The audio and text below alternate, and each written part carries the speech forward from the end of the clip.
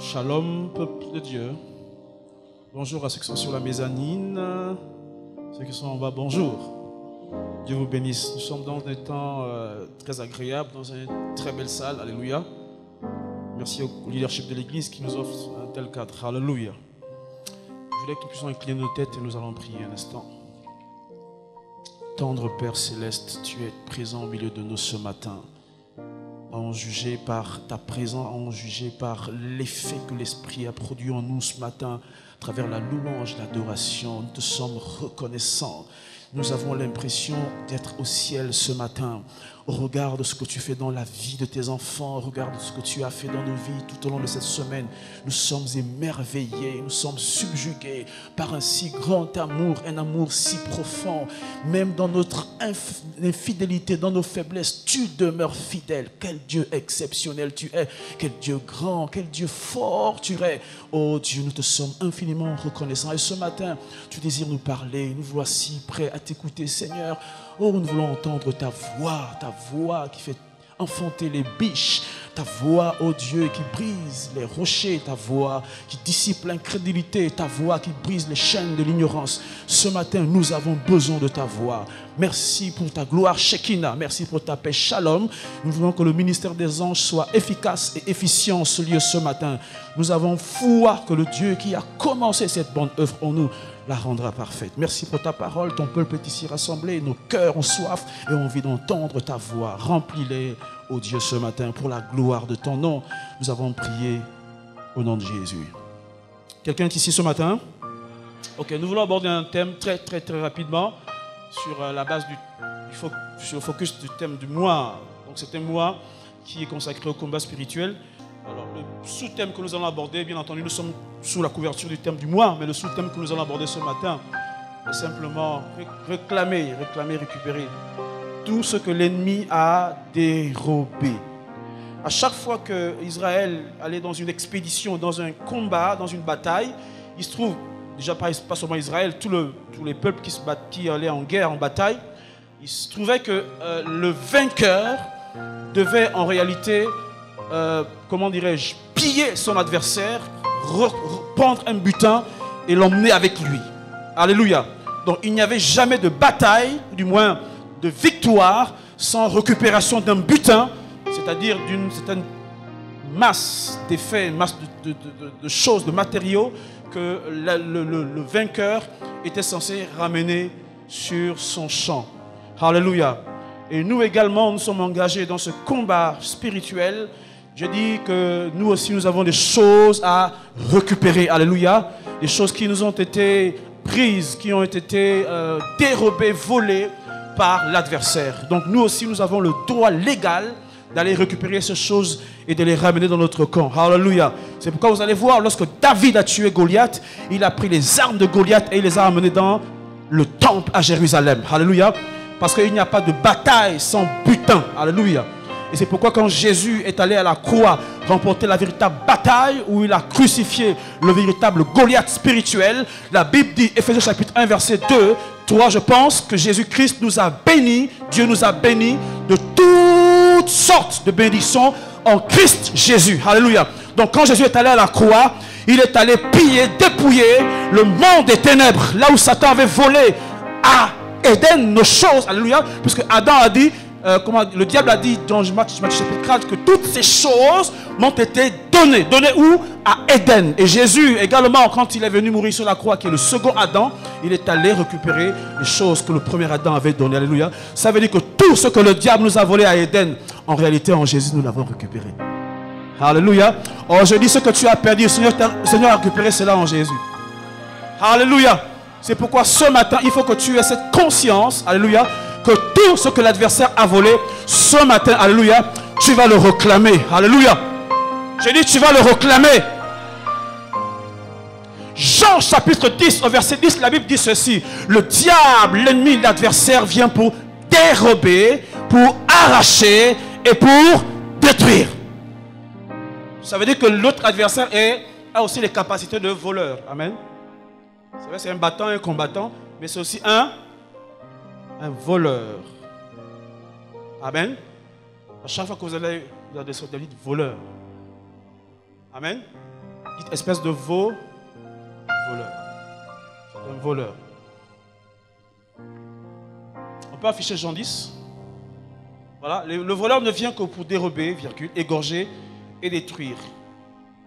Moi, je suis venu afin que les brebis aient la vie et qu'elles soient dans l'abondance. Le plan de Dieu, c'est que nous soyons dans l'abondance. Amen. Mais il y a un qui n'est pas d'accord, du tout d'accord. C'est pourquoi il vient dérober, afin que nous ne soyons pas dans l'abondance. Parce qu'il est jaloux de nous. Si dans la société, il y a des voleurs naturels, des gens qui ont des esprits de vol, il y a des voleurs, dans chaque aspect de la société, chaque classe de la société, des voleurs. Et c'est la raison pour laquelle nous fermons nos maisons. Nous sortons d'ici, on ferme nos maisons. On ferme nos véhicules lorsqu'on les gare. Et même pour certains, on met des alarmes dans les sociétés, des entreprises, des banques, on met des alarmes. Chez d'autres, ils gardent parfois des armes à feu pour pouvoir dissuader des voleurs, des vandales. Alléluia. Chez d'autres, on met des agents de sécurité pour pouvoir dissuader les pervers, les bandits, les voleurs. Parce que nous ne voulons pas que nous soyons volés. Alléluia. Mais il se trouve que spirituellement aussi, dans la vie spirituelle aussi, alléluia, le diable aussi dérobe des choses. Alléluia. L'ennemi, Satan, à travers ses démons, aussi vole des choses. Quelles choses? Les choses qui sont écrites en Éphésiens chapitre 1, verset 3. La Bible dit que Christ, alléluia, Dieu nous a... Est-ce qu'on peut afficher ce verset? Éphésiens chapitre 1, verset 3. Éphésiens 1, 3. Nous parlons ce matin de réclamer ce que l'ennemi nous a volé, nous a dérobé. Ok. Le voleur, béni soit Dieu, le Père de notre Seigneur Jésus-Christ, qui nous a bénis de toutes sortes de bénédictions spirituelles. Bénédictions comment? S'il y a des bénédictions, des grâces spirituelles, et qu'il y a aussi quelqu'un qui dérobe des bénédictions spirituelles, donc nous ce matin, nous allons aller les récupérer. Des bénédictions spirituelles dans le lieu céleste en Jésus-Christ. Alléluia. Vous allez voir que chez d'autres, vous savez, on va dire, mais les bénédictions spirituelles, elles sont au ciel, elles sont en Jésus, mais qu'est-ce que se passe-t-il? Non, il faut comprendre simplement que nous parlons ici, en fait, chez certaines personnes, le diable peut voler la joie. Amen. Il y en a à qui le diable a dérobé la joie. Il y en a chez qui il a dérobé la paix. Ils ne sont plus en paix.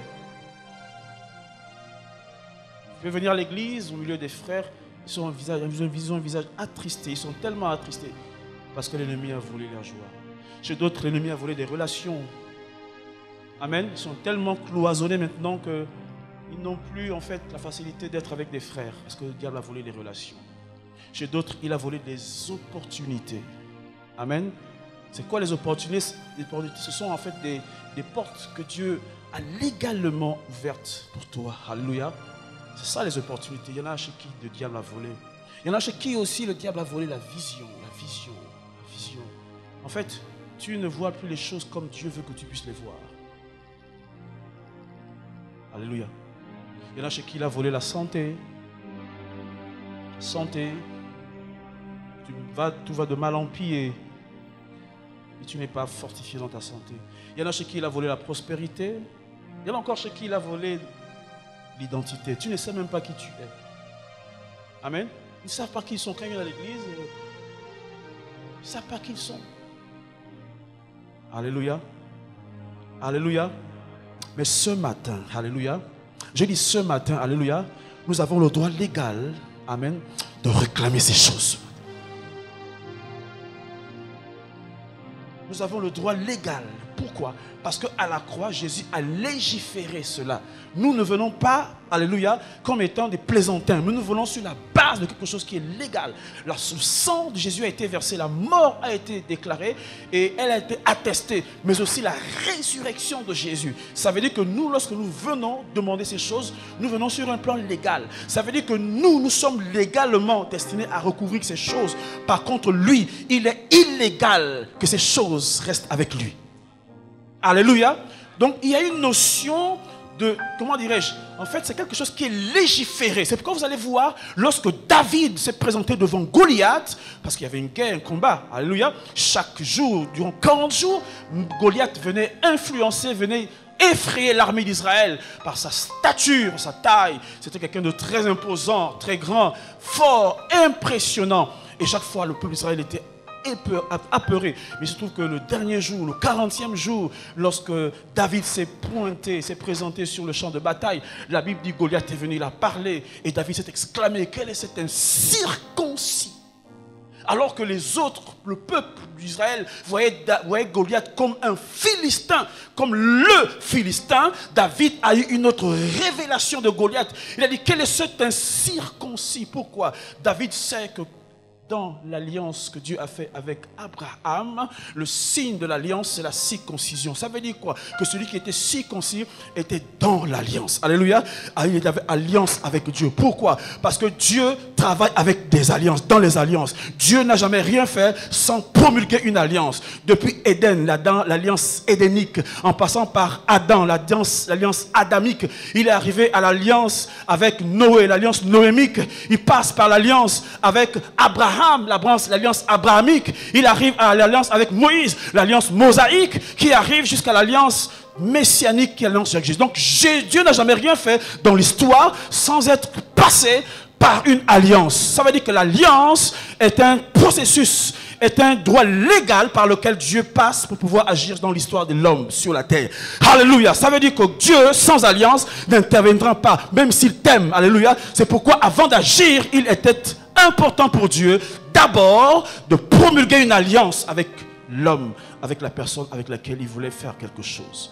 Et David s'est dit, mais tiens, moi je suis dans l'alliance, je suis un fils d'Abraham. Lui, il ne l'est pas, parce que lorsque les autres regardaient Goliath dans sa taille, sa stature, David a regardé en bas. Il dit, lui, il n'est pas allé chez le docteur, il n'est pas circoncis, donc il n'est pas un enfant d'Israël, il n'est pas couvert. Ça veut dire que moi qui suis couvert, je suis légal, alléluia. Lui, il est illégal. David a compris que la victoire se gagne d'abord dans les papiers, sur ce qui est légal, dans l'ordre, dans le testament, alléluia. Il a compris que si tu as la victoire dans le testament, tu auras la victoire sur le terrain. Et David est venu, il a dit à Goliath, tu n'as pas le droit de parler comme ça au peuple d'Israël, parce que tu n'as pas le droit légal. Moi, j'ai le droit légal, frère. Dans le combat spirituel, il y a cet aspect légal que nous devons exploiter. Ce n'est pas normal que le diable garde nos choses, parce qu'à la croix, Jésus a payé le prix. Il a payé le prix. Et donc, nous aussi, quand nous venons occuper ces choses, nous l'occuperons de façon légale. Il n'y a rien à dire, il n'y a rien à faire. Je viens prendre ce qui m'appartient.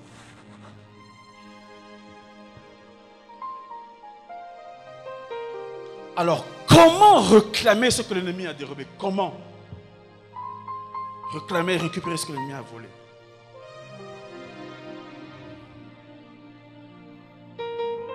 L'œuvre de Jésus à la croix, les gens nous donnent le droit légal de le faire. Amen. C'est légal que nous puissions demander. Et nous avons le droit. Alléluia. 1 Samuel chapitre 30, ça va être notre seul texte sur lequel on va naviguer, on va surfer sur ce texte. Dieu voulant, on va prendre juste deux plages, donc une verset 1 au verset 10, ensuite nous prenons le verset 11, je pense le verset 22, 23 je pense. Alors je voudrais que vous puissiez suivre attentivement, je vais aller très vite dans la lecture, que vous puissiez suivre. Je suis en version Darby. La Bible dit, et il se trouva que lorsque David et ses hommes arrivèrent à Tsiklag le 3e jour, les Amalécites avaient fait une incursion sur le pays du Midi et sur Tsiklag. Ils avaient frappé Tsiklag et l'avaient brûlé par le feu. Et ils avaient emmené captives les femmes qui étaient, depuis le petit jusqu'au grand. Ils n'avaient pas fait mourir, ils n'avaient fait mourir personne. Mais ils les avaient emmenés, et s'en étaient allés sur leur chemin. Verset 3. Et David et ses hommes vinrent à la ville, et voici, elle était brûlée par le feu. Et leurs femmes, leurs fils, leurs filles étaient emmenés captifs. Et David et le peuple, verset 4, et le peuple qui était avec lui élevèrent leur voix et pleurèrent jusqu'à ce qu'il n'y ait plus de force pour pleurer. T'es-tu déjà arrivé de pleurer jusqu'à ce que tu aies plus de force pour une chose que tu as perdue?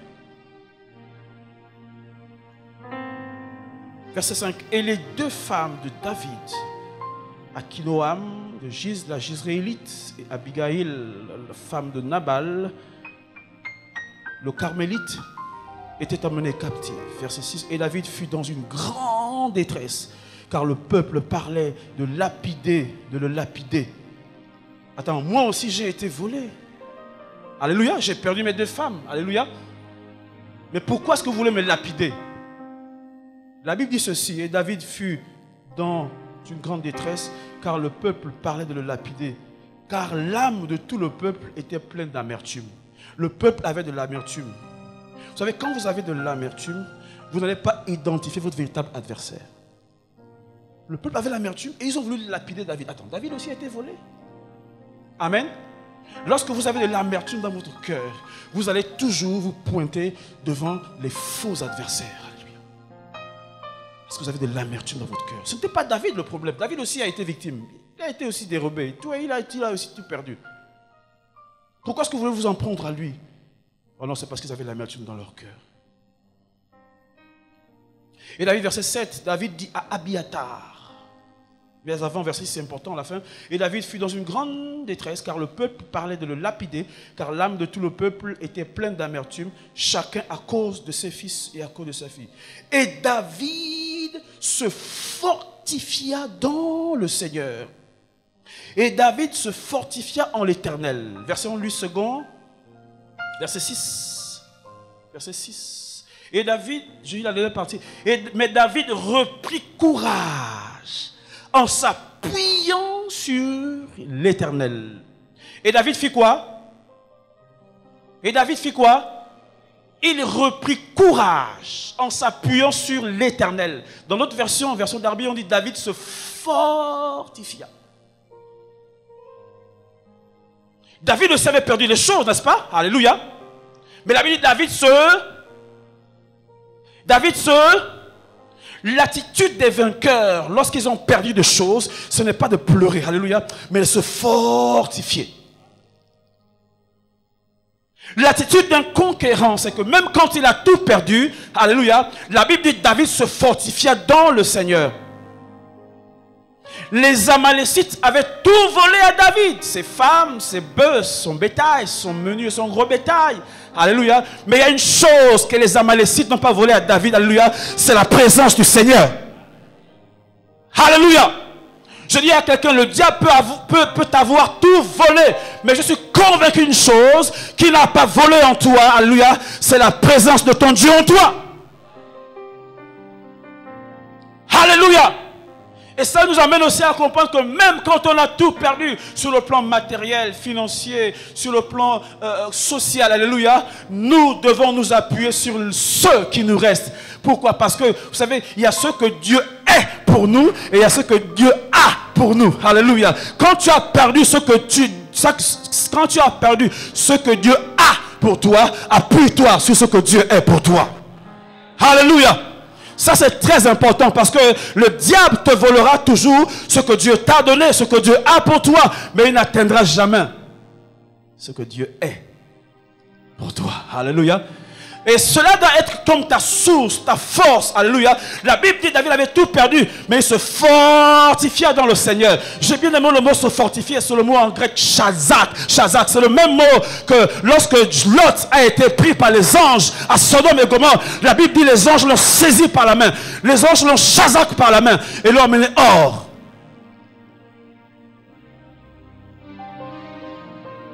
De Sodome et Gomorrhe. Ça veut dire que David, dans sa détresse, alléluia, quand il n'avait rien, il avait le chazak. Ça veut dire que Dieu l'a saisi par la main. Je dis à quelqu'un que même si tu as perdu ce que tu avais dans la main, mais tu ne perds pas celui qui tient tes mains. Alléluia. Et cela doit être la source de notre réconfort, même dans la détresse. Alléluia. Là où les autres pleurent parce qu'ils ont perdu, toi qui as gardé Dieu, tu restes réconforté, tu restes dans la joie. Et je prie qu'il en soit ainsi pour quelqu'un ce matin. Reste conforté. Et David se fortifia dans le Seigneur. Chazak. David aussi avait tout perdu. Et les gars voulaient le lapider. Alléluia. Vous savez quoi? Quand vous avez l'amertume dans vos cœurs, quand vous avez la haine dans vos cœurs, vous pouvez mettre le tort sur les mauvaises personnes. Vous allez laisser le diable et vous allez penser que c'est votre frère. Amen. Oh, c'est ma mère qui est sorcière. C'est mon père qui est sorcier. Non, non, non. C'est le diable qui est sorcier. Amen. Les fautes qu'on pourrait attribuer à l'ennemi, on les attribue à nos amis. Amen. C'est comme un policier. Les policiers, par exemple, ils arrivent. Au lieu d'attaquer le gang qui a volé, ils vont attaquer tous ceux qui portent des armes. Non. Ce n'est pas tous ceux qui portent des armes qui ont fait le tort. Amen. C'est le gang qui a volé. Le groupe qui a volé qu'il faut attaquer. Amen. Donc, pour être comme des policiers, on doit attaquer le groupe qui a volé. Et non pas tout homme qui porte des armes. Amen. Alléluia. Nous sommes sur quel verset? Verset 6. Donc David se fortifia. Donc notez le premier point. Lorsqu'on est en quête, en route pour réclamer ce que l'ennemi nous a volé, la première chose, c'est qu'il faut savoir à qui réclamer les choses. Nous voyons que quand les peuples d'Israël avaient tout perdu, la Bible dit quoi? Qu'ils sont venus et ils voulaient lapider qui? David. Ce n'est pas David qui leur avait volé leurs biens. Amen. C'était leur ennemi Amalek, les Amalécites, n'est-ce pas? S'il y avait des gens à lapider, c'était les Amalécites. Allez les chercher et lapider-les. Pourquoi vous voulez lapider David? Donc la première chose, c'est bien identifier la personne qui a volé et aller vers cette personne pour aller réclamer. C'est pourquoi dans le combat spirituel, alléluia, dans le vol, ou du moins pour aller réclamer les bénédictions spirituelles que le diable nous a volées, nous devons aller vers le diable, vers notre adversaire. Alléluia. Ce n'est pas vers ton frère. Amen. Ce n'est pas vers ta soeur. C'est vers l'ennemi, le voleur. De Jean 10:10. D'accord? Maintenant, le deuxième point, donc grand 1, il faut savoir vers qui aller. D'accord? Grand 2, comment récupérer? Comment? Et le petit 1 du grand 2, c'est au verset 6. La Bible dit, David se fortifia dans le Seigneur. David reprit courage en s'appuyant sur l'Éternel. La première chose, c'est se fortifier dans le Seigneur. Alléluia. Avant de nous lancer pour aller récupérer, pour aller réclamer, nous devons nous fortifier dans le Seigneur.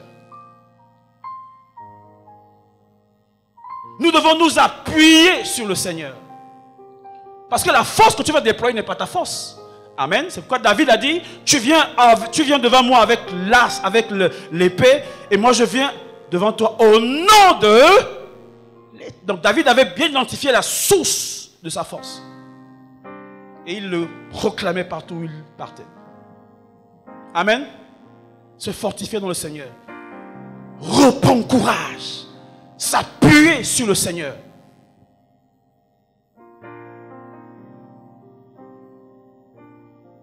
C'est le mot Shazak, se fortifier, être fort dans le Seigneur. Alléluia. C'est aussi saisir. Je vous ai dit dans Genèse 49, verset 16, je pense, là où les anges ont saisi Lot. Ils ont Shazak Lot par la main. Vous le retrouvez aussi dans Genèse 48, verset 2.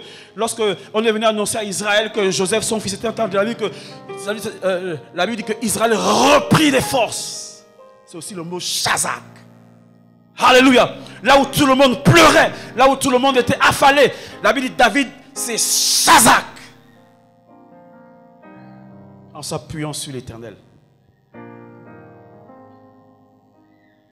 N'abandonne pas Dieu lorsque tout semble t'avoir abandonné.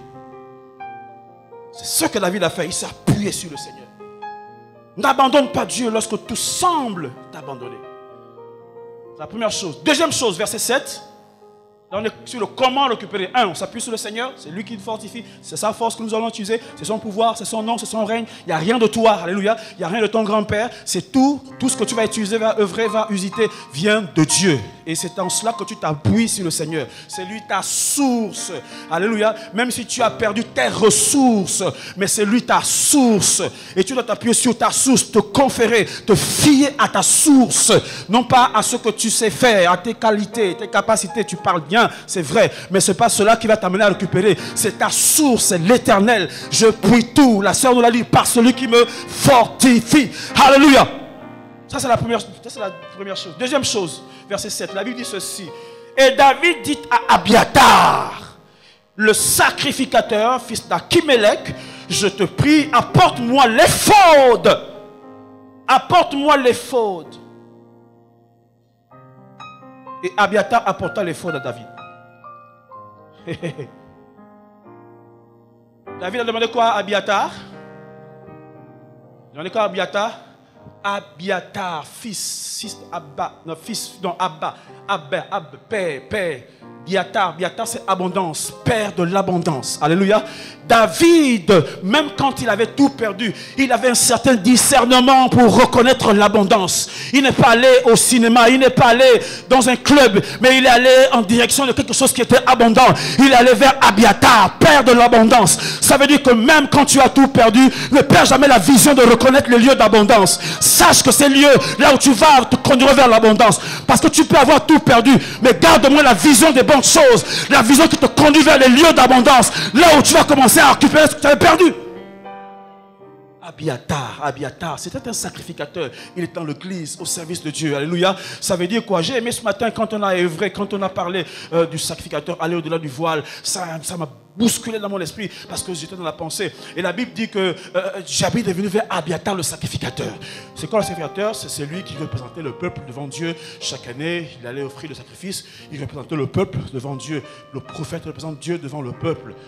Le sacrificateur représente le peuple devant Dieu. Et il allait quitter le parvis, il allait dans le lieu saint, et il arrivait dans le lieu très saint. D'ailleurs, c'était lui le seul à accéder au lieu très saint. Mais la Bible dit que quand Jésus est mort à la croix, le voile a été déchiré. Alléluia. Et il a fait de nous des rois, des sacrificateurs.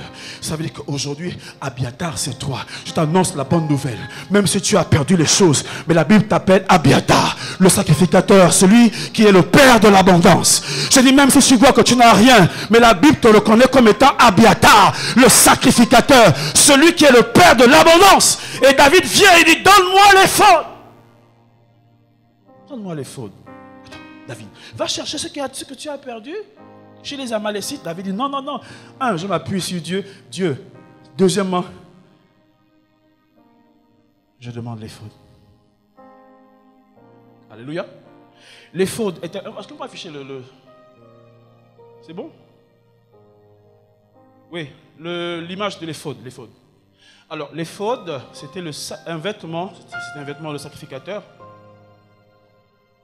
J'ai pas arrivé. Voilà. Sur le grand écran. Voilà. Donc, vous voyez, ça c'est le sacrificateur. Ça c'est Abiatar. L'image d'Abiatar. C'est pas lui, mais c'est dans le texte. Alors, donc il y avait la robe. D'accord? Chaque chose a son sens, on n'a pas le temps. Vous allez voir ce qui est en plusieurs couleurs là. C'est ça l'éphod. Et l'éphod, c'est cette couverture là qu'on mettait au-dessus de la robe. C'est ce que David a demandé.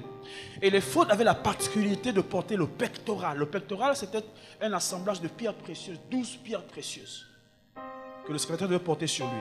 Et le pectoral avait la particularité d'abriter aussi deux autres pierres qu'on appelait le Urim et le Tumim.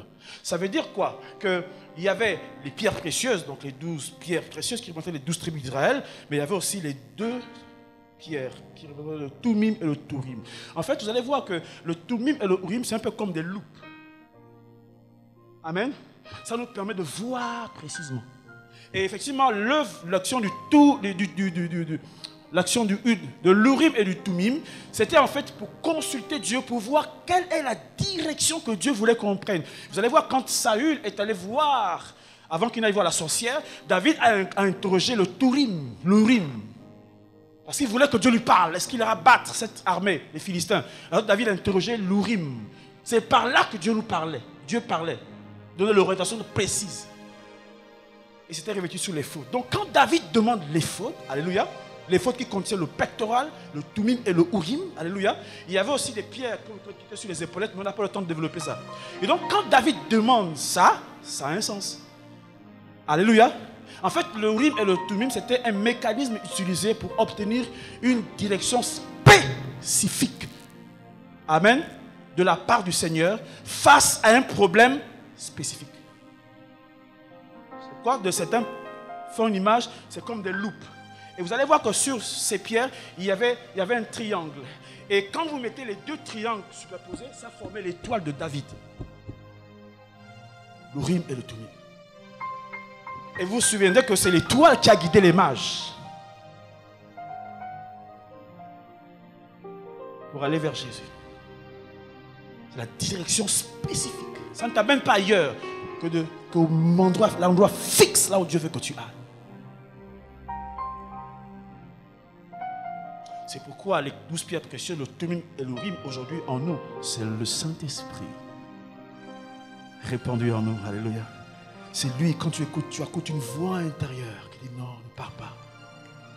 Il te donne une impression, une direction exacte de la direction que tu dois prendre. On n'a pas dit d'aller prendre des pierres à la mer et venir. Non, non, non, alléluia. Le Saint-Esprit est ton Tumim et ton Urim. Il y a un sens. Alléluia. David a demandé quoi? Donne-moi les fautes. Et Abiathar, le sacrificateur, rapporta les fautes. Le sacrificateur apporta les fautes. Dans ta quête à réclamer et récupérer ce que Dieu t'a donné, ce que tu as perdu, que le diable a volé, la seule chose que je peux t'apporter ce matin en tant qu'orateur, c'est les fautes. Amen. La seule chose que l'orateur peut t'apporter, c'est les fautes. De la même façon que le sacrificateur a apporté à David les fautes. Car David voulait écouter Dieu lui-même. Et il a demandé au prédicateur, au sacrificateur, donne-moi les fautes. Je vais écouter Dieu moi-même pour ma situation personnelle. Or, je dis à quelqu'un ce matin, pour ce que tu as perdu, il y a des choses que Dieu dira à ton pasteur, ton chef ou ton coach, alléluia, mais il y a des choses que Dieu dira précisément à toi-même. De façon personnelle. Donc, il y a une implication personnelle. Parce qu'il y en a qui sont assis, on s'assoit et Dieu nous pousse, comme des paresseux. Non, nous devons savoir que Dieu désire que nous-mêmes aussi nous puissions nous impliquer. David dit, donne-moi les fautes.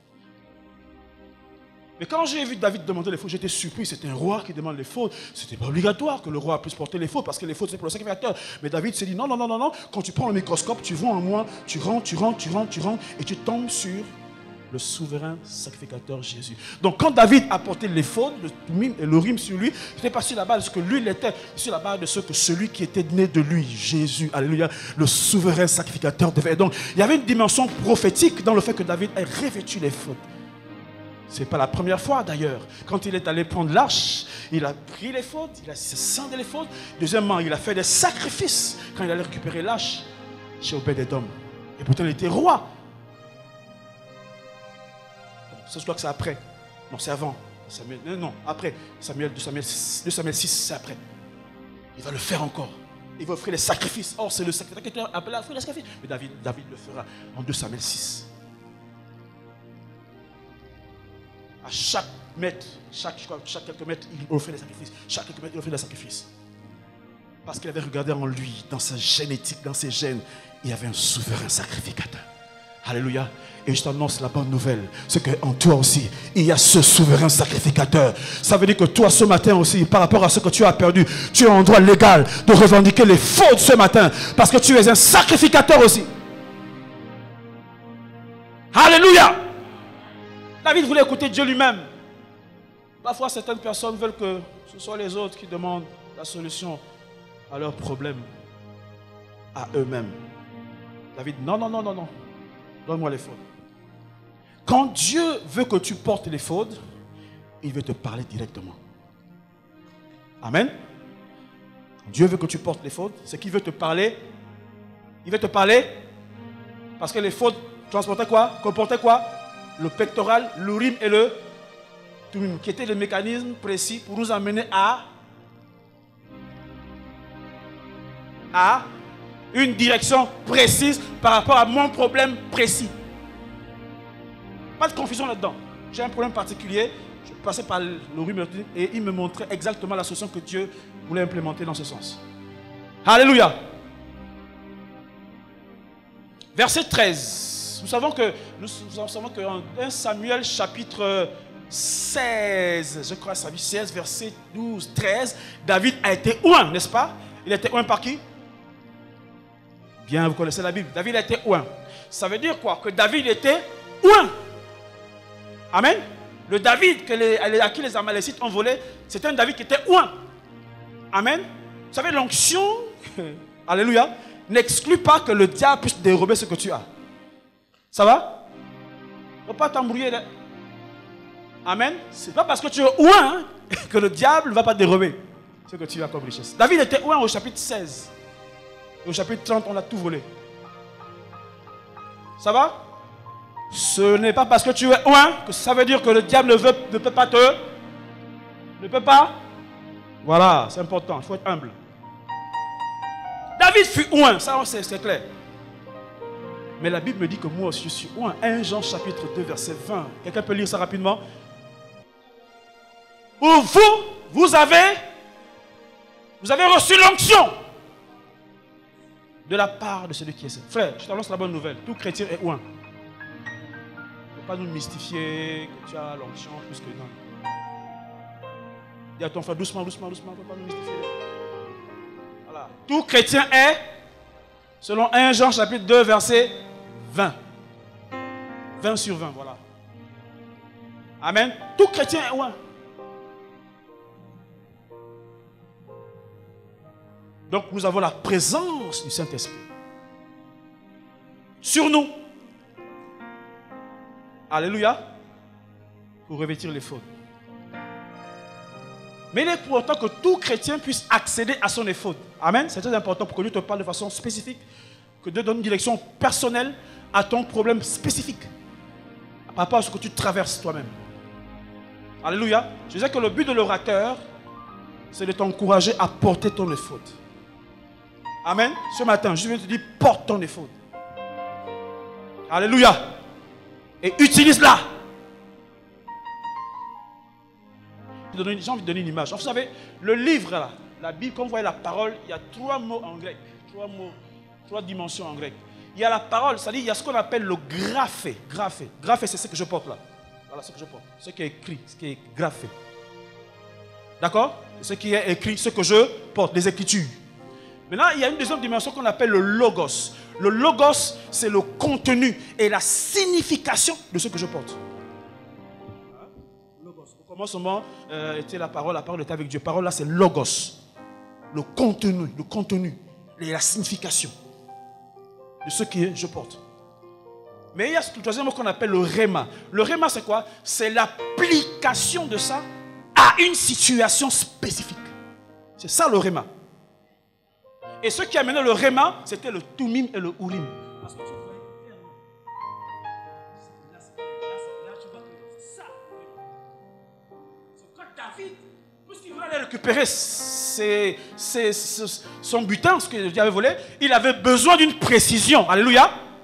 Que Dieu puisse l'orienter. C'est pourquoi il a demandé les fautes pour avoir une précision exacte. Est-ce que je vais aller? Parce qu'il ne savait pas où ils étaient allés. Et donc il a besoin d'une direction divine, précise, par rapport à un problème précis. Pourquoi David m'a demandé les fautes? Donc c'était pour avoir son réma par rapport au problème de vol. C'est pourquoi chaque chrétien a besoin de son éphod pour avoir son Urim et son Tumim, pour avoir son réma par rapport à un problème spécifique. Parce qu'on peut être tous ensemble, mais on n'a pas les mêmes problèmes de façon spécifique. C'est pourquoi chacun doit revêtir son éphod. Amen. Quand tu viens à l'église, tu apportes ton graphé dans le sac. Amen. Et moi, comme orateur ce matin, comme exemple, alléluia, je prêche, tu écoutes le logos. Amen. Maintenant, il est important que, après avoir écouté, après avoir apporté le graphé, et après avoir écouté le logos, alléluia, que le Saint-Esprit qui est en toi, amen, le Turim et le Urim qui est en toi, te donne le réma par rapport à une situation précise. Il faut bien comprendre comment ça se passe, les amis. C'est pourquoi quand la parole est implémentée, écoute la parole. Parce que ton problème a besoin du seul logos pour engendrer un réma en toi. Mais pendant qu'on prie, il y en a qui sont distraits. Il se gratte, il fait le tout. Mais tu n'auras jamais ton réma. Et pourtant, tu es où, hein? 1 Samuel 16. Ça va? C'est pourquoi quand on écoute la parole, il faut t'asseoir. Il y a souvent un esprit, vous allez voir les gens, c'est quand la parole passe qu'il se met debout. Le ouais dehors, en train de parler. Vous dites quoi que c'est normal, quoi. Mais tu vas rentrer à la maison avec le graphe seulement. Tu n'auras même pas eu le logos. Vous voyez? Et il y en a qui perdurent dans cette situation. Et c'est les mêmes, vous voyez, ils vont les chasser. Satan, je te chasse. Oh. Papa, tu ne peux rien avoir sans avoir le Tumim et le Urim, sans les fautes. Tu ne peux pas les récupérer, ce qu'on t'a volé, tu ne peux pas. Tu as besoin du Réma. Alléluia. Et pour avoir le Réma, tu dois revêtir ta propre éphod. Alléluia. Le frère Mané, pour avoir son Réma, revêt son éphod. Ne compte pas sur son éphod pour avoir ton Réma. Il y a trop de confusion. Et on rentre dans une petite chrétienté où les gens n'évoluent pas, on n'est pas impactant. Et on est bizarre dans la vie chrétienne. Pourtant, on est oint. Ce n'est pas un problème d'onction. Tu es oint. Non, c'est bon pour l'onction. Mais tu peux être oint sans voir la direction. Alléluia. On va aller vite. On va voir le Réma. Tu dois revêtir ton propre effort. Pour que Dieu te parle de façon spécifique à ta situation spécifique. Alléluia. C'est comme au football. Vous savez, il y a ce qu'on appelle le règlement du football en général. Je prends un exemple. Alléluia. On va dire, bon, nous aujourd'hui on amène par exemple 20 personnes sur le stade. Jouons, non? Le règlement dit c'est 11. D'accord? Mais au-delà du règlement général, il y a la feuille de match de chaque équipe. Le règlement s'adresse à toutes les équipes du monde de football. D'accord? Mais la feuille de match concerne l'équipe X. Le logos, c'est pour tout le monde. Car Dieu a tant aimé le monde qu'il a donné son Fils unique afin que quiconque... D'accord? Ça, c'est pour nous tous. Au Japon, aux États-Unis. Mais il y a la feuille de match. La feuille de route, c'est ton Réma. Mais pour l'avoir, il faut revêtir ton effort. Pas l'effort de ton frère, ton effort. C'est comme à l'église, alléluia. On a un seul livre, règlement, c'est la Bible. Amen. C'est pour tous. Mais chacun a une feuille de route. C'est pourquoi à l'église, il faut être sérieux. Si tu viens pour suivre les autres, tu vas t'embrouiller parce que tu vas passer à côté de ta feuille de route. Tu vas rester dans le général, le logos, ce que tout le monde a. Jésus est mort pour tout le monde. On ira au ciel. C'est tout le monde. Mais dans tes décisions spécifiques, tu n'auras pas de direction. Il y en a comme ça. On vient à l'église, quand ça chante, il se tombe et tout ça. Mais quand il y a un problème spécifique dans sa famille, il n'a plus la compréhension.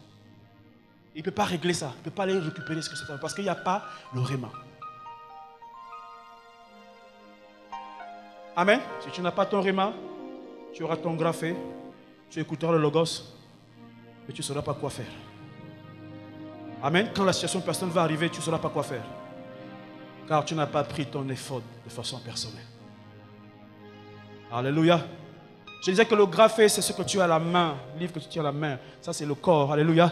Vous avez le logos. Logos, c'est ce que tu comprends. Le contenu, la tête, l'âme. L'âme, c'est le domaine des désirs, des émotions. L'âme, l'intellect. Ça, c'est l'âme. Alléluia. Le graphé, c'est ce que tu transportes le matin. L'âme, le logos, c'est ce que tu mets dans l'âme. Alléluia. Mais maintenant, c'est-à-dire le réma, c'est ce qui est dans ton esprit. La Bible dit que l'esprit de Dieu connaît les choses de Dieu. L'esprit de l'homme connaît les choses de l'homme. Alléluia. Donc, il y a les choses qui sont dans ton esprit, que Dieu veut implanter dans ton esprit par le Saint-Esprit. Le réma de façon spécifique. Un problème particulier, ça ce que tu te faut, alléluia, ça veut dire que tu auras besoin d'être couvert par la parole dans ton âme, dans ton corps et dans ton esprit. Ça va? Vous savez, la RTS, RFI, vont te donner une nouvelle nationale et internationale, alléluia, mais jamais ton réma par rapport à ton problème particulier. Ça, il faut ton effort. David a mis l'effort parce qu'il avait un problème spécifique. Situation spécifique, et ils n'avaient pas de solution. Où est-ce qu'ils sont allés avec ma femme, mes enfants? Où est-ce qu'ils sont allés avec mon menu bétail? Et il avait besoin d'une solution. Et il a porté quoi? Il a porté quoi? David a revêtu son éphod avant d'aller chercher l'adversaire. David a revêtu l'éphod avant d'aller prendre ce que l'adversaire lui a volé. Alléluia. Il est important de revêtir l'éphod. C'est très important. David demande à Dieu, est-ce que je vais vraiment récupérer? Ça, c'était le réma. Verset 8, on y va rapidement. Nous sommes en train d'atterrir. Verset 8. David interrogea l'Éternel, disant, poursuivrai-je cette troupe? Est-ce que je vais l'atteindre? L'atteindrai-je? Et il lui dit, poursuis. Amen. Il dit, poursuis. Dieu dit, lève-toi. Dieu dit, poursuis. Ça veut dire quoi? Ça veut dire que quand nous sommes engagés à récupérer ce que le diable a volé, on ne reste pas assis. Mais on marche par la foi, on se lève par la foi, on part. C'est comme quelqu'un qui cherche le travail et il est à la maison. Je cherche le travail. Il est à la maison assis. Avec un gros dossier, des diplômes, on n'est pas fini. Il dit, je cherche le travail. Je cherche le travail. Dieu, je prie, je cherche le travail. Non, Dieu dit, lève-toi, poursuis, va. Alléluia. De marcher par la foi. Sur quelle base? Sur la base du peu que Dieu t'a déjà donné. Nous, on veut d'abord que Dieu nous, on veut se déplacer. Mais là, quand on aura, oui, tu es appelé à la Sonatel, tu seras directeur technique. Là, tu te lèves maintenant. Non, non, non, non, non. Sur la base du peu que Dieu a donné à David. Dieu a dit, poursuis. David s'est levé, il est parti. Sur la base du peu que Dieu nous a donné, nous devons nous lever pour marcher dans la foi. C'est en marchant dans le peu que Dieu t'a donné que tu rentreras dans le plus que Dieu t'a donné. Alléluia. Je proclame ce matin que si tu te lèves ce matin, sur le peu que Dieu t'a donné, Dieu va t'introduire dans le plus. Les grandes choses. Le problème, c'est qu'on est trop, on veut toute la grandeur. Non, commence par ce qui est petit. Alléluia. Dieu veut que nous marchions par la foi sur la base du peu qu'il nous a déjà révélé, avant que nous ne puissions rentrer dans les plus grandes informations. Alléluia. Il y en a qui attendent Dieu pendant que Dieu les attend. Merci. Qui attendent Dieu pendant que Dieu les a. Dieu veut que tu obéisses d'abord au peu, pour qu'il te donne le plus. Je suis dans Luc chapitre 17, verset 1, verset 11 à 17. J'aime bien ce texte. 17, les 10 lépreux, 17. Et donc la Bible dit quoi? Les lépreux sont arrivés devant Jésus. Et voilà que les lépreux arrivent. Jésus arrive. Et Jésus, il dit, fais-nous grâce, fils de David, nous en avons... Jésus dit, allez sur le sacrificateur. Jésus, guéris-nous, impose-moi les mains, Jésus. Il dit non, allez, poursuivez, allez. Et la Bible dit, pendant qu'ils allaient, sur la base de la petite information que Dieu leur avait donnée, ils ont manifesté une grande obéissance. Pendant qu'ils allaient, la Bible dit qu'ils ont été guéris. Ils n'ont pas été guéris par la puissance, mais par l'obéissance à ce que Dieu leur a donné. Je pense qu'il y a que l'onction qui fait les choses. Et tu es désobéissant. Non, non, non. Ils ont été guéris par l'obéissance. Pendant qu'ils partaient, Jésus a dit, allez, ils sont partis, lettement. Et pendant qu'ils partaient, ils voyaient la lettre tomber. Où? Tous les 10 ont été guéris. L'obéissance aussi guérit. Vous savez pourquoi? Parce que le mot guérir, je ne sais pas le mot grec. Le mot guérir veut dire quoi? Ça veut dire changer même ta mentalité. Amen. Ils ont été guéris. Et la Bible dit 10 ont été guéris. C'est-à-dire 10 lépreux ont été guéris. Mais la Bible dit il y a un qui est revenu devant Jésus. Il a dit, oh merci Seigneur. Et Jésus dit, où sont les autres? Jésus dit, non, toi, ta foi t'a sauvé. Écoutez, la première chose que l'obéissance a fait, c'est de guérir son corps. La lèpre est partie. Mais quand il est revenu rendre grâce, Jésus a guéri son âme. Il a été sauvé. Les 10 lépreux ont été guéris, et un seul a été sauvé. Alléluia. Parce qu'il a d'abord été fidèle sur le peu de choses, l'obéissance. Et quand il est revenu avoir fait ce qui était petit, Dieu l'a donné le plus grand. Il a été sauvé. Il a été sozo. C'est le mot sauvé. Or, les 10 autres ont été guéris. Mais il est le seul qui a été sauvé. Je dis à quelqu'un, si tu prends l'engagement d'être fidèle aux petites choses, Dieu fera des choses qu'il ne fera pas avec tout le monde. Là où les autres ont été guéris. Or, je proclame que toi, tu seras sauvé. Tu seras sauvé. Alléluia. Troisièmement, David, verset 11, on y va. Et ils trouvèrent pendant que David partait, ils ont trouvé dans les champs un homme égyptien. Or, eux, ils cherchent les Amalécites. Ils ont trouvé quoi? Un égyptien. Sur la quête des choses que tu as perdues, alléluia, parfois tu peux rencontrer des choses qui ne ressemblent pas à ce que tu as perdu. Il faut faire attention. C'est des tests. Troisièmement, c'est qu'il faut avoir une bonne attitude envers ce que Dieu place devant nous. Ça va? Le peuple voulait lapider David. Mais Dieu a dit non, non, poursuis. Et maintenant, pendant qu'il se lève, il voit un Égyptien. Ah! Verset 13, David dit, qui es-tu? Verset 13, David dit, qui es-tu? Il dit, je suis un Égyptien, non, non, non, non, non. Mon maître m'a laissé parce que j'étais fatigué, il m'a abandonné, voilà, j'ai failli mourir de faim. L'Égyptien lui dit, non, je suis un Égyptien. La Bible dit quoi? L'Égyptien était un membre du groupe terroriste que David recherchait. Amen. Les djihadistes que David cherchait. C'était il a croisé un Égyptien. Et la Bible dit quoi? Que David donna à manger et à boire. Et après, se rend compte que c'est le même gars qui a volé dans sa maison. Alléluia. David se lève pour aller chez les Amalécites. Et sur le chemin, il rencontre un Égyptien. Ça n'a rien. Il aurait pu dire, bon, toi tu es Égyptien, oh, je passe, je continue ma route. Il dit, non, non, non, non, non. Il a donné de l'eau et du pain et des gâteaux à cet Égyptien. Et il se trouve que l'Égyptien l'a aidé à aller vers les Amalécites qu'il cherchait. Alléluia. Il fallait qu'il fasse d'abord du bien à l'Égyptien. Quelqu'un qui ne ressemblait pas à un Amalécite, qui n'avait rien à voir avec ceux qui l'ont volé, qui n'avait aucun rapport. Mais il fallait d'abord que David fasse du bien à cet homme. Oh, combien d'Égyptiens tu as rencontrés sur ta route vers l'expédition pour récupérer, mais à qui tu n'as pas fait du bien? Au nom de l'onction que tu veux aller chercher les démons. Mais Dieu a placé un Égyptien devant toi que tu n'as pas pu aider. Donc quand on part chercher ce qu'on a récupéré, ce que le diable a récupéré, on doit savoir faire du bien à tout ce que Dieu met devant nous. Parce que tu ne sais pas, même celui qui est à côté de toi, tu ne sais pas que c'est lui peut-être qui t'aidera à aller là où tu as perdu des choses. Alléluia. Une chose qui semble ne pas avoir de lien avec ce que tu vas récupérer, la solution à ton problème. Parfois Dieu te mettra devant des personnes dont tu n'as pas envie de voir pour voir ce que tu fais pour elles. Alléluia. Des personnes que tu n'as pas envie de voir. Dis non, moi je vais aller chercher les choses. Toi tu fais quoi? Tu m'embrouilles. Non, non, non. Fais du bien à cette personne. Alléluia. Et David découvre que lui, il connaît là où il est. Ça veut dire que l'homme qui était égyptien était la réponse à la prière de David. Amen. Parfois, les réponses à tes prières ne vont pas ressembler à la réponse que toi tu as donnée dans ta tête. Je veux que Dieu soit blanc, noir, gauche, droit et comme ça. Alléluia. Parfois, la réponse que Dieu va donner n'a rien à voir avec le chemin que tu as en tête.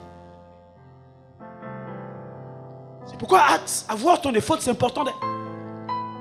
Il allait tuer l'Égyptien et il n'allait jamais savoir où sont. D'accord?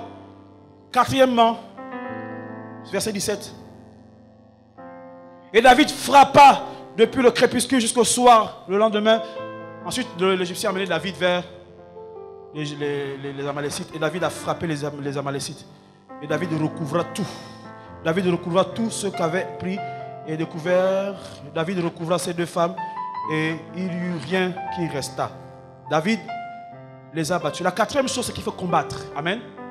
Quand tu es arrivé déjà là où tu es, tu dois combattre l'adversaire. Récupérer les choses. Prendre ce que tu as, ce qu'on t'a volé. Alléluia. Car il y a des choses que tu ne récupéreras jamais sans combat. Amen. Jamais tu n'auras ça sans combat. David a combattu. Alléluia. David a fait quoi? David a combattu. Donc David a récupéré quoi? Verset quoi? Verset 16. La Bible dit, verset 17. Et David recouvra tout ce que Amalek avait donné, l'avait pris. Alléluia. David avait récupéré tout. Mais je vous dis une chose, et ça, on va finir par là. Venez au verset 16. Quelqu'un peut me lire ça rapidement? On a fini. Il lui servit ainsi de guide. Et voici, les Amalécites étaient répandus sur toute la contrée, mangeant, buvant et dansant, à cause du grand butin qu'ils avaient enlevé du pays des Philistins et du pays de Juda. Combien de pays? Mais qui est allé chercher son butin? C'est David. Lui, c'est Juda. C'est pas un Philistin. Est-ce que vous savez que quand David a récupéré, il n'a pas récupéré ce qu'on lui a volé, mais il a récupéré plus que ce qu'on lui a volé. Oh, quand Dieu restaure, il ne te donne pas ce que tu as perdu, mais il te donne plus que ce que tu as perdu. Mais sur la base de quoi? David a donné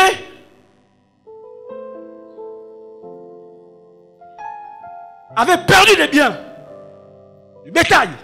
Il a perdu. Mais quand il est arrivé devant l'Égyptien, il a donné du pain à l'Égyptien. Donc il a perdu combien de fois? 2 fois.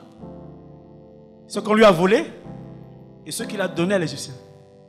Ça veut dire que même quand tu sembles avoir tout perdu, Dieu veut que tu continues de donner. On dit, oh j'ai rien frère, il n'y a rien. Ok, tu n'auras aussi rien. Mais tu es en train d'aller chercher ce que Dieu t'a promis. Mais lorsque David a fait ce geste devant quelqu'un qui était devant lui, qui n'avait rien à voir avec un Amalécite, quand il lui a fait du bien, la Bible dit que l'homme était en train de mourir, il était en hypoglycémie. Et quand il a mangé les gâteaux, il a repris force. Amen. Quand tu amènes quelqu'un à reprendre les forces, quelqu'un qui n'a rien à voir avec ce que tu es en train de chercher, oh, Dieu va doubler ta récompense. C'est pourquoi quand David a récupéré ce qui avait volé du pays de Juda, Dieu lui a donné ce qui appartenait aussi au pays des Philistins. Est-ce qu'on peut se lever maintenant? C'est ça la quatrième chose, c'est le combat qui nous amène à rentrer dans la restauration. Et quand Dieu restaure une chose, il ne nous rend pas ce que nous avons perdu, mais il nous rend plus que ce que nous avons perdu. Je vais inviter le diacre à prier pour que chacun d'entre nous rentre dans ce que Dieu a promis pour lui et que le diable a récupéré. Que Dieu bénisse. Alléluia. Nous allons prier. Père, nous voulons te rendre toute la gloire pour ce merveilleux message. Pour ce que tu viens, Seigneur, de nous restaurer encore dans ta parole. Nous venons sur la base de cette parole, Seigneur, oh Père, récupérer tout ce que Satan et ses agents nous ont volé dans le nom puissant de Jésus. Père, il n'y a rien qui lui appartient. Tout ce que tu nous as donné, Seigneur, depuis la création du monde, quand tu nous, Seigneur, mettais dans le ventre de nos mères, il y a le destin que tu avais tracé pour nous. Seigneur, à partir d'aujourd'hui, sur la base de cette parole que nous venons de recevoir, Seigneur, nous recouvrons tout au nom puissant de Jésus. Et nous rentrons dans notre victoire avec toi, parce que tu es notre victoire, Christ. La Bible dit que tu es en nous, Seigneur. Et si tu es en nous, Seigneur, nous allons de victoire en victoire. Merci pour ce que tu permets que toute chose que le diable a volée, Seigneur, nous soit restituée maintenant au nom puissant de Jésus. Merci pour ton serviteur que tu as utilisé puissamment. Père, continue de l'utiliser afin que notre vie et notre joie soient parfaites au devant de toi au nom de Jésus. Amen.